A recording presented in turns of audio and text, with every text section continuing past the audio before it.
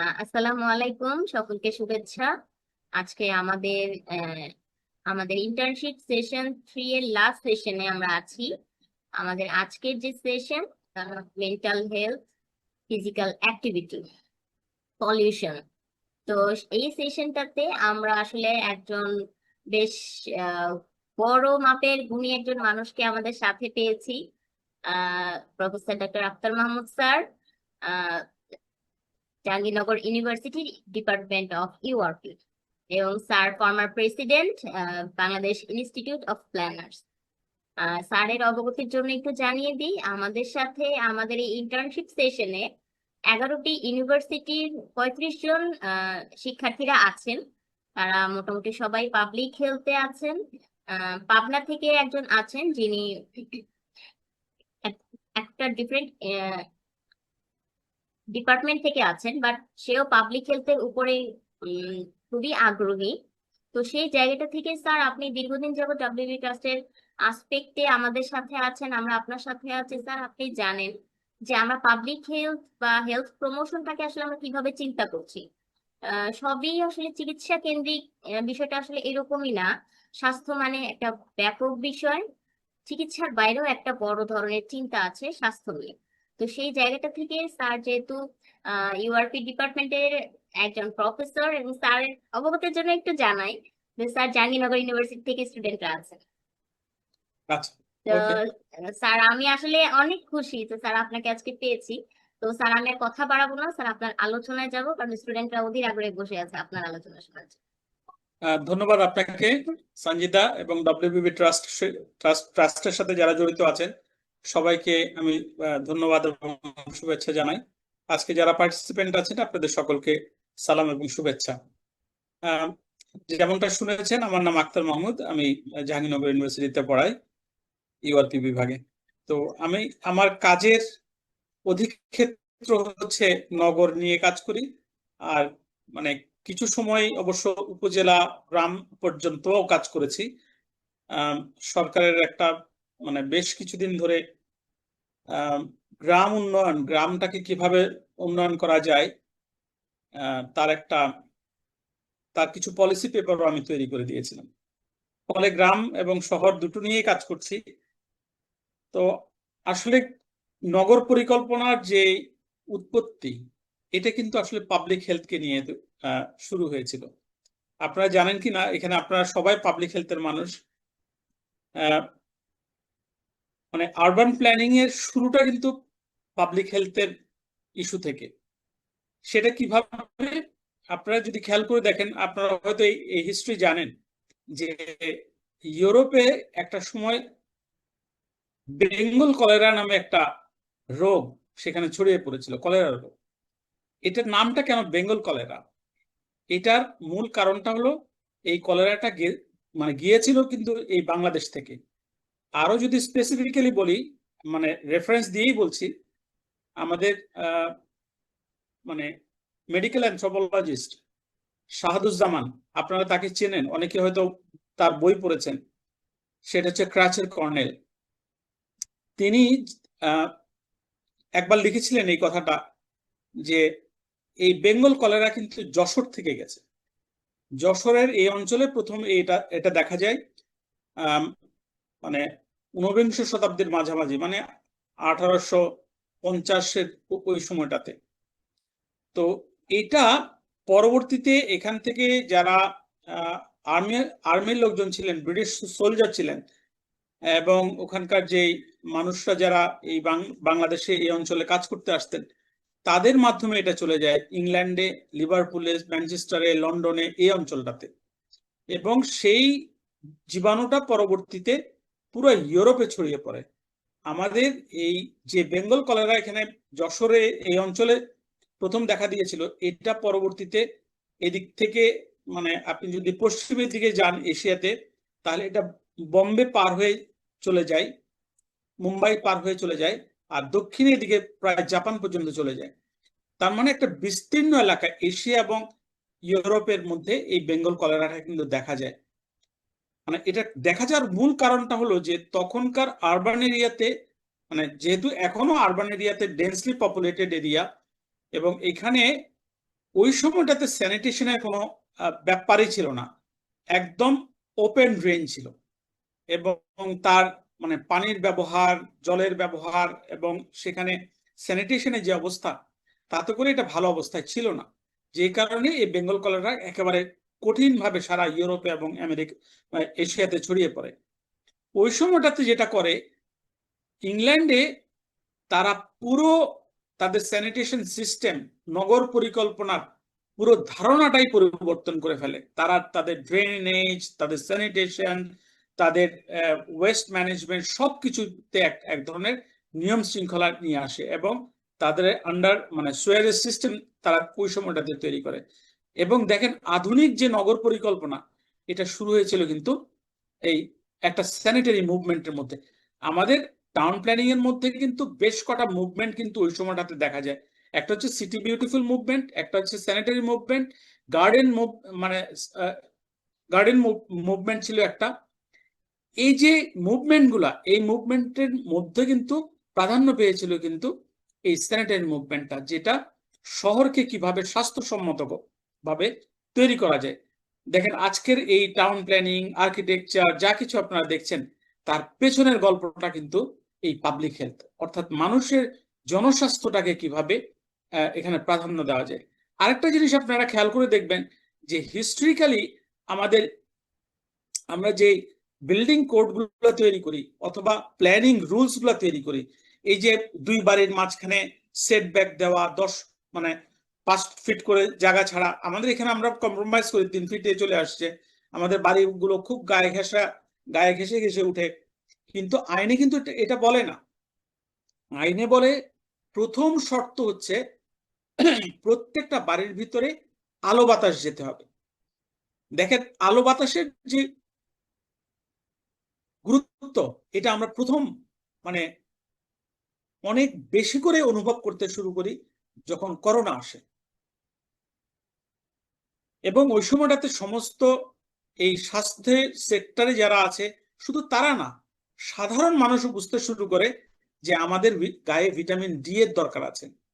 আমাদের বাসায় এই বিশেষ করে বর্ষার মৌসুমে, যখন আমরা মনসুন সিজনে আমাদের বাসা বাড়িতে দেখবেন যে প্রচুর পরিমাণে ফাঙ্গাস হয়, আপনাদের গায়ে দেখবেন ইরিটেশন হয়। বিশেষ করে যে শরীরের যে সকল অংশে আপনি দেখবেন যে ভাঁজ হয়ে আছে, অথবা যেখানে আলো বাতাস যায় না, বাতাসের সংস্পর্শে আসতে পারে না, সে সকল জায়গায় ফাঙ্গাসের উৎপত্তি হয়।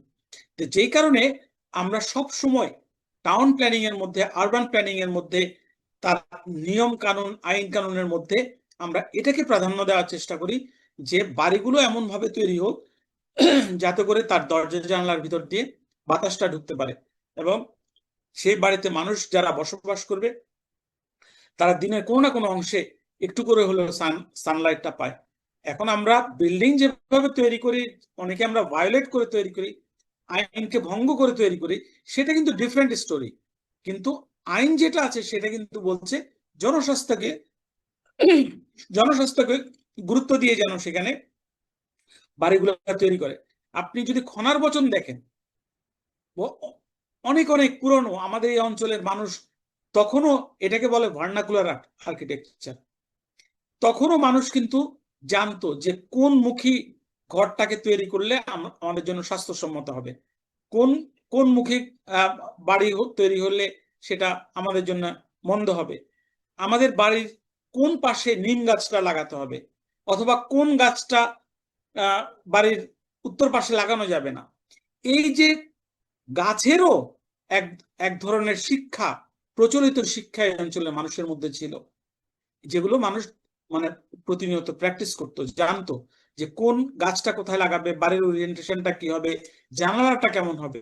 আপনি যদি রবীন্দ্রনাথের কথা চিন্তা করেন, রবীন্দ্রনাথ যখন তার আপনার বিশ্বভারতীটা তৈরি করে, বিশ্বভারতীতে আপনারা হয়তো অনেকে মানে কেউ কেউ যে থাকতে পারেন, দয়া করে আপনারা এটা খেয়াল করবেন যে রবীন্দ্রনাথ যে বাড়িতে থাকতেন, পরবর্তীতে মানে যে বড় বাংলোটাও তৈরি করে, সেখানে উনি জানালাগুলো কিভাবে তৈরি করেছেন, দেয়ালের পুরুত্বটা কিভাবে তৈরি করেছেন, এগুলো সবকিছুই কিন্তু আলটিমেটলি ওই জনস্বাস্থ্যের ব্যাপারটাকে গুরুত্ব দেয়। এখন আমি আসি যে আমরা এই আচ্ছা, আরেকটা ছোট গল্প বলে রাখি যে জনস্বাস্থ্যের ব্যাপারটা কেন মানে আমি একটু বেশি স্পেশালি একটু গুরুত্ব দেওয়ার চেষ্টা করি। সেটা হলো কেন, আমার মেয়ে যখন ইয়েতে করোনার সময়, করোনার ঠিক শেষ দিকে এসে আমেরিকাতে অ্যাডমিশন পেয়ে গেল ব্যাচেলার ডিগ্রিতে সাউথ ফ্লোরিডা ইউনিভার্সিটি। তার একই সাথে দুটো মানে ফুল স্কলারশিপ হয়, একটা সাউথ ফ্লোরিডাতে আর একটা হচ্ছে আপনার সাইমন ফ্রেজার কানাডাতে ইউবিসিতে। সেখানে সে ফুল স্কলারশিপ পাওয়ার পরও আমি তাকে ওখানে যেতে দেইনি, কারণ হচ্ছে সেটা একটু ডিপ্রেসিং জায়গা, জায়গাটাতে প্রচুর ঠান্ডা পড়ে। কিন্তু আমি চেয়েছি সে এমন একটা জায়গায় যাক যেখানে রৌদ্র ঝলমল। আমি আজকের ক্লাসেও বলেছি যে তোমাদের যদি কখনো ডিপ্রেসড মনে হয়, প্লিজ ঘরে বসে থেকো না, বাইরে যাও, রোদে হাঁটো, তুমি সোয়েটিং করো, মানে তোমার গায়ে থেকে ঘাম পড়ুক, তুমি ব্যায়াম করো, এক্সারসাইজ করো, ইউ উইল ফিল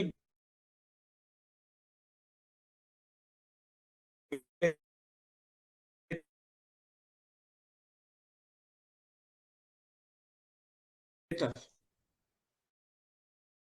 কিন্তু শেষে যখন তার মেজরটা হয়ে গেল, তখন আমি বললাম তুমি মা একটা মাইনর করো, সেটা হচ্ছে পাবলিক হেলথে। তো এখন তার আসলে মাইনর হচ্ছে পাবলিক হেলথ, এবং সে আগামী ডিসেম্বরের আগস্টের 4 তারিখে সে ওখানকার একটা ক্যান্সার হসপিটালে জয়েন করতে যাচ্ছে, তার ডিগ্রি হয়ে গেছে আর কি। তো পাবলিক হেলথের ইস্যুগুলো আরো দিন দিন আরো অনেক বেশি গুরুত্ব পাবে। এই কারণে গুরুত্ব পাবে, আমাদের চারপাশে প্রচুর পরিমাণে পলিউশন, প্রচুর ধরনের আমাদের জীবন ধারণের যে পদ্ধতি, এই পদ্ধতিটাই আমাদেরকে অনেক বেশি ফিজিক্যাল এক্সারসাইজ বা ফিজিক্যাল মুভমেন্ট হবে এমন মানে ঘটনা থেকে বিরত করে রাখছে। ফলে পাবলিক হেলথ ইস্যুগুলো আগামীতে সবার জীবনে অনেক গুরুত্বপূর্ণ হয়ে উঠবে। এখন আমি বলি যে নগরের অবস্থাটা কি। এখানে নগর পরিকল্পনাতে, আধুনিক নগর পরিকল্পনাতে দেখেন পরিবর্তনটা কোথায় আসছে। আমেরিকান সিটিগুলোতে স্পেশালি ওরা ট্রেডিশনালি হিস্টোরিক্যালি যেটা করতো, তারা সাবার্ব গুলোকে দূরে তৈরি করতো। তাদের ধারণাই হচ্ছে ডাউন টাউন হচ্ছে বিজনেস এরিয়া, এবং থাকার যে জায়গাগুলো সেগুলো একটু দূরে থাকবে। এটাই ছিল তাদের প্রাথমিক ধারণা। এটার মূল কারণটা হচ্ছে তাদের গাড়ি বিক্রি করা, এবং তাদের সিটি ফেব্রিকটাই তৈরি হয়েছে ওভাবে, গাড়ি গাড়িতে করে চলাফেরা করা। এখন তারা গাড়িতে করে চলাফেরা করে। আপনি যদি করোনার সময় দেখেন পৃথিবীতে কোন অঞ্চলের মানুষ সবচেয়ে বেশি মারা গেছে, সেটা হচ্ছে আমেরিকা।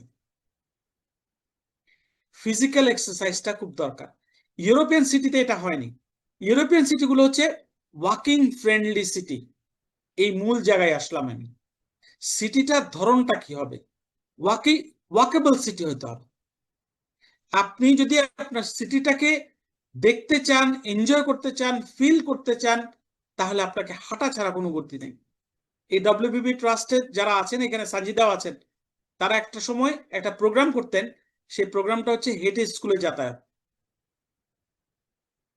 আমি মানে ব্যক্তিগত জীবনে দেখেন, আমার যে মেয়ের গল্পটা আমি করলাম, সেই মেয়ের জন্ম হচ্ছে 2002 সালে। তাকে আমি এমন একটা স্কুলে দিলাম, এবং তার পাশেই আমি কাছে আমার বাড়িটা আমি মানে ভাড়া নিলাম, তখন ভাড়া বাড়িতে থাকতাম। একটাই উদ্দেশ্য ছিল যে গাড়ি ব্যবহার করা যাবে না, হেঁটে স্কুলে যেতে হবে। কিন্তু হাঁটার মতো অবস্থা কি আমাদের শহরগুলোতে আছে কিনা, এটা একটা বিরাট কোয়েশ্চেন। তার মানে সিটি যখন তৈরি করে, শহর যখন তৈরি করে, শহরটা তৈরি করতে হবে এমন ভাবে যেন এটা সকলের শহর। এই শহরের বাইরে যদি আপনি যান, সেখানে আপনি কোনো ফিজিক্যালি চ্যালেঞ্জ কোনো মানুষকে দেখবেন না। তার অর্থ কিন্তু এই না যে শহরে কোনো ফিজিক্যালি চ্যালেঞ্জ মানুষ নেই। আপনি এমনকি মালয়েশিয়াতে যান, কুয়ালালামপুরে যান, আপনি সেখানেও প্রতিদিন প্রচুর মানুষকে রাস্তায় আপনি দেখবেন যারা হাঁটছে কিন্তু ফিজিক্যালি চ্যালেঞ্জড। তাদের জন্য সেরকম অবকাঠামোটা আছে, অবকাঠামোর নেটওয়ার্কটা আছে। এখানে আপনি কোনো একটা ফুটপাতে হাঁটতে শুরু করবেন, কখনো আপনি নালায় পড়ে যেতে পারেন। আবার কখনো আপনি বিজি একটা রোডের মাঝখানে আপনাকে এনে ছেড়ে দিতে পারে, হঠাৎ করে ফুটপাত নাই হয়ে যেতে পারে।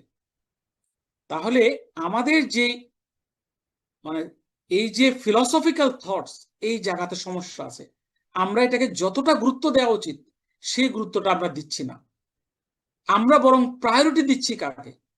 প্রায়োরিটি দিচ্ছি হচ্ছে প্রাইভেট কারকে, মোটর চালিত যানকে, যে তাকে যেতে দিতে হবে আগে, সে যাবে, তার জন্য জায়গা তৈরি করে দাও। গতকালও আমি ক্লাসে বলছিলাম যে ইউরোপের এক্সাম্পল নিয়ে আমেরিকান সিটিগুলোতে এক ধরনের ট্রান্সফরমেশন শুরু হয়েছে, শুধুমাত্র বিগ সিটিগুলোতে, একমাত্র নিউ ইয়র্কে, বস্টনে, ক্যালিফোর্নিয়াতে, মানে সান ফ্রান্সিসকোতে আর কি। তারা এই কটা জায়গাতে তারা এটা করেছে। তারা ওয়াইড স্পেশাস ফুটপাথ করেছে ইউরোপকে দেখে। তারা এটা বুঝতে পেরেছে যে শুধুমাত্র গাড়িতে চললে আমরা এই সিটি সামাল দিতে পারবো না। তার মানে তারা পাবলিক ট্রান্সপোর্ট তৈরি করেছে, তার মানে মেট্রো তৈরি করেছে, বাস র্যাপিড ট্রানজিট তৈরি করেছে, ট্রাম তৈরি করেছে, এবং পাশাপাশি স্পেশাস ফুটপাথ তৈরি করেছে। এই ফুটপাথের কথাটা আপনাদেরকে কেন আমি বারে বারে বলছি, এটার বলার কারণ হচ্ছে ওই যে পাবলিক হেলথের সাথে এটা যোগাযোগ আছে। এটার আরেকটা কারণ হলো যে সিটিতে যে লেভেলের পলিউশনটা হয়, পলিউশন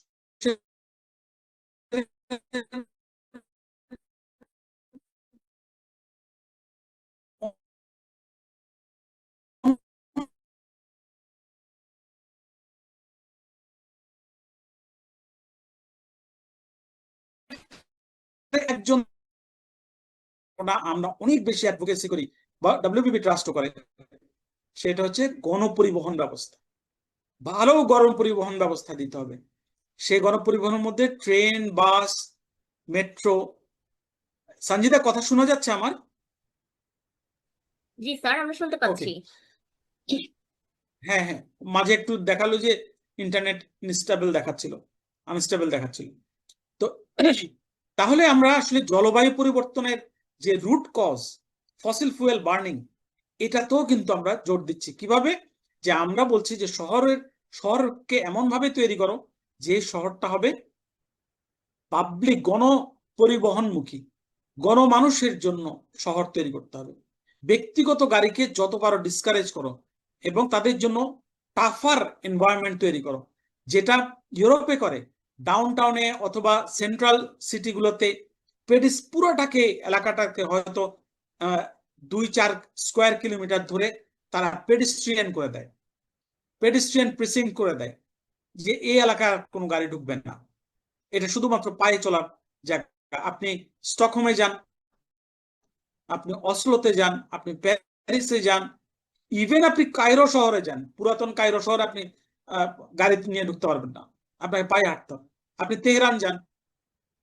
তাহলে পৃথিবীতে অনেক জায়গায় অনেক গুড এক্সাম্পল আছে, এবং ধীরে ধীরে এটা ট্রান্সফরমেশন শুরু হয়েছে। এই ট্রান্সফরমেশনটা এসেন্সটা ধরতে হবে, এবং এখানে যে ফসিল ফুয়েলের যে ব্যবহার, এই ব্যবহারকে কমিয়ে আনার জন্য অল্টারনেটিভ কি ইউজ আছে সেটাকে আনতে হবে। আপনি এখন প্রাইভেট কারকে যদি গাড়ি, মানে প্রাইভেট কার কেন্দ্রিক শহর তৈরি করেন, তাহলে আপনার যত অবকাঠামোই দেন না কেন আপনি এই শহরে এনাফ হবে না। আমাদের আছে মাত্র 10 ভাগ রাস্তা, যাদের 30-40 ভাগ রাস্তা আছে তারাও সাপোর্ট দিতে পারেনি প্রাইভেট কারকে।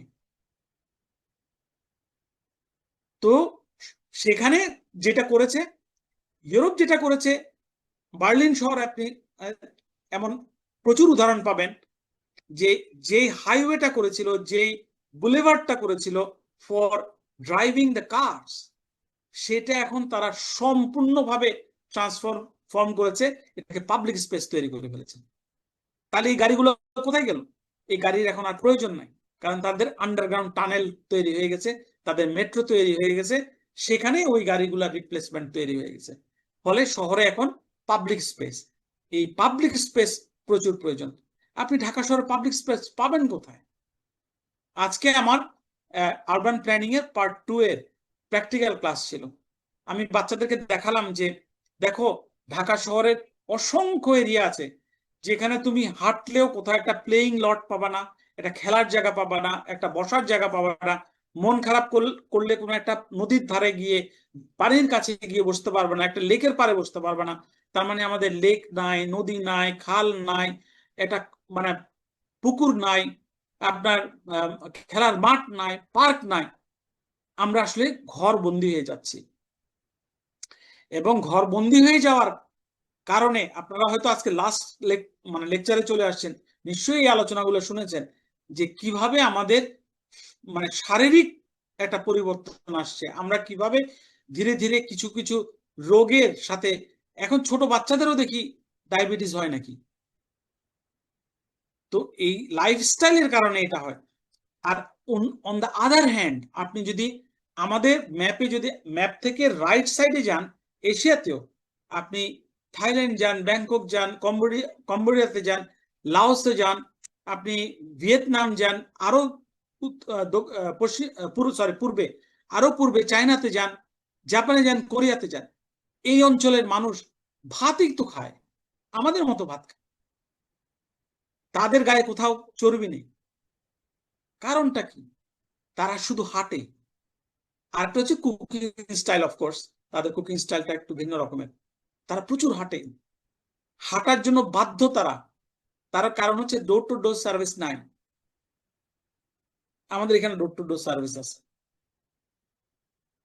তাদের পাবলিক ট্রান্সপোর্ট আছে, পাবলিক ট্রান্সপোর্টে চলে, বাকি জায়গাটা তো হাঁটতে হয় শুরুতে এবং শেষে। আপনি পাবলিক ট্রান্সপোর্টের একটা হাবে যেতে হবে, স্টেশনে যেতে হবে, হেঁটে যেতে হবে, 800 মিটার হাঁটেন, 1 কিলোমিটার হাঁটেন, আধা কিলোমিটার হাঁটেন, আসার সময় আবার আধা কিলোমিটার হাঁটেন। তাহলে শহরের ইনফ্রাস্ট্রাকচার এটা খুব জরুরি। এখন আসি হচ্ছে পার্ক নিয়ে, পাবলিক স্পেস নিয়ে। আমি এই কথাটা প্রায়শই বলি, সেটা হচ্ছে যে একটা শহরকে আপনি ভালো শহর কিভাবে বলবেন, এই প্রশ্নটা আমাকে মাঝে মাঝে করে।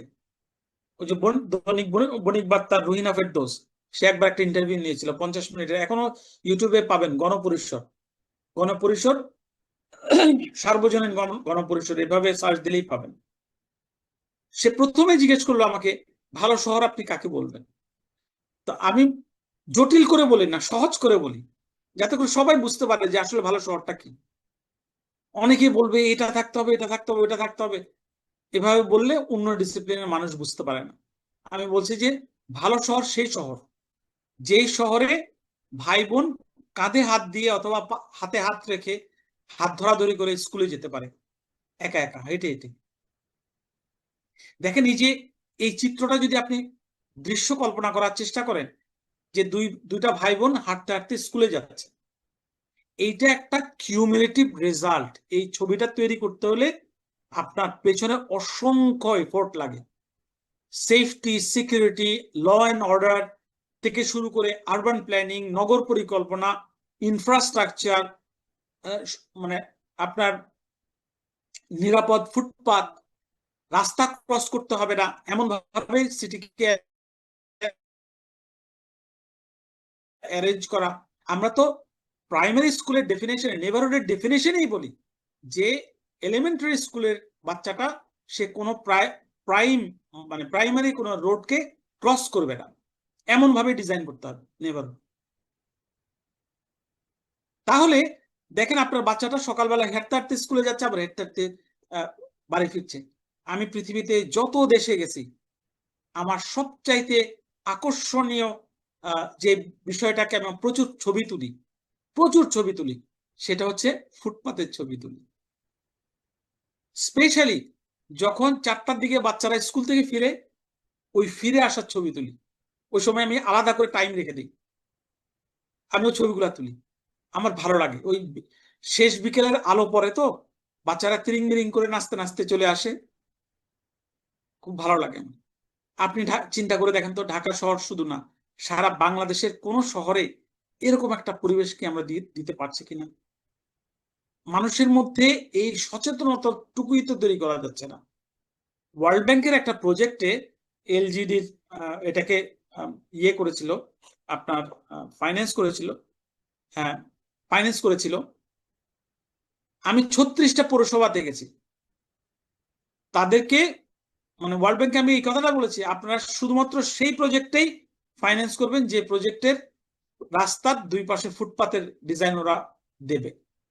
ফুটপাত ছাড়া কোনো প্রজেক্টে ইয়ে দেওয়া যাবে না, ফাইন্যান্স করা যাবে না। এই মানুষের নতুন করে চিন্তা আসলো ফুটপাত দিতে হবে। এখন ছোট ছোট পৌরসভাতে গেলেও দেখবেন যে কিছু হলেও ফুটপাত পাওয়া যায়, যদিও ফুটপাত গুলো দখল হয়ে যায়। এই যে ফুটপাতকে এবং মানুষকে প্রায়োরিটি দেওয়া, এটা আমাদের ফিলোসফিক্যাল থট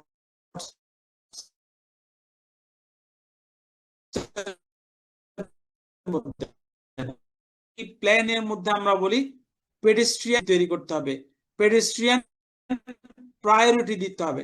তার মানে 1 নম্বর প্রায়োরিটি হচ্ছে পেডেস্ট্রিয়ান, যে হাঁটবে। শহরকে আপনি তখনই দেখতে পাবেন, তখনই বুঝতে পারবেন, ভালো করে জানতে পারবেন যদি আপনি শহরে হাঁটেন। আমার পড়াশোনার একটা পর্যায়ে, মানে মাস্টার্সে আমার পড়াশোনা ছিল স্টকহোমে। আমি প্রচুর শহরে ঘুরে বেড়াতাম, আমার ভালো লাগতো শহর ঘুরে বেড়ানো।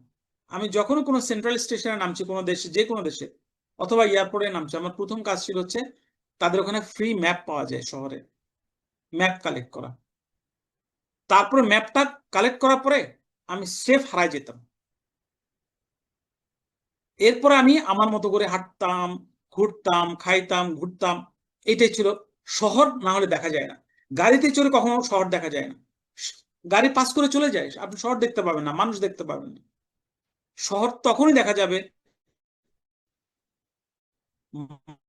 মানুষ, মানে জীবিত একটা যোগ সাজস আছে, একটা হারমোনি আছে। ওই জিনিসটা আপনাকে খুঁজে বের করতে হবে। একটা শহরে আপনি যখন কোনো আপনার পুরনো স্মৃতিকে মনে করেন, সেই স্মৃতিতে দেখবেন গাছ আছে, রাস্তার মোড় আছে, কোনো দোকান আছে, আছে না?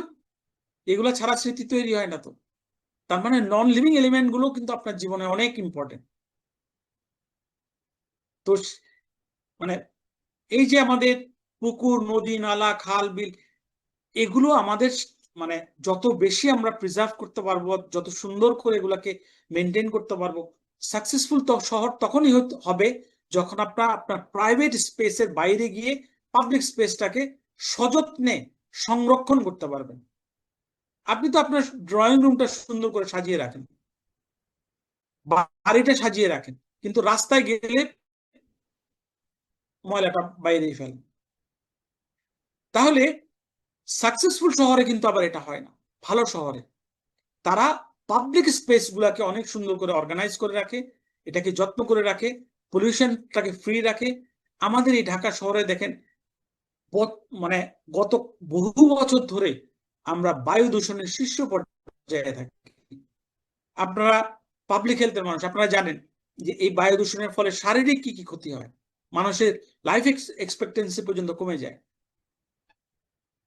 তাহলে এই যে সোর্সেস গুলা কোথায় আছে, আমাদের আরেকটা জিনিস আছে ন্যাশনাল পলিসি। তো আমরা স্টিল চিকিৎসা বিজ্ঞানেও যেটা করে, আমি ওই মানে ডাক্তারদের একটা প্রোগ্রামে আমি এই কথাটা বলে আসছিলাম যে আমরা এখনো হেলথের ইস্যুতে এখনো কিউরেটিভ অ্যাপ্রোচে চলি।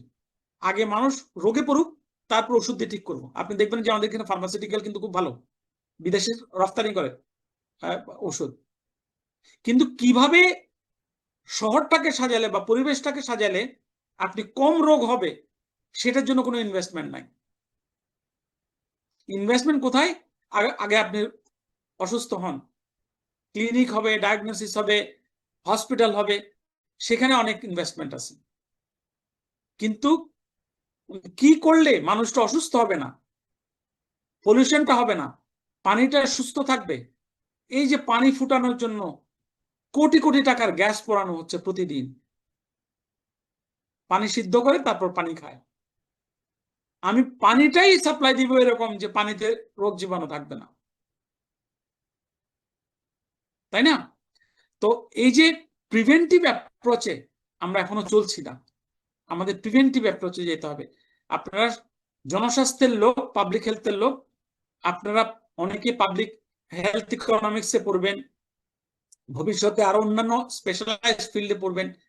আপনাদের মধ্য দিয়ে দেশ আস্তে আস্তে জনস্বাস্থ্যের দিকে গুরুত্ব দিবে আমরাও কথা বলবো, আপনারাও বলেন, ডাক্তাররা বলবে, পরিবেশবাদীরা বলবে, একটা সময় না একটা সময় লোকজন শুনবে আমাদের কথা। হাল ছাড়া যাবে না।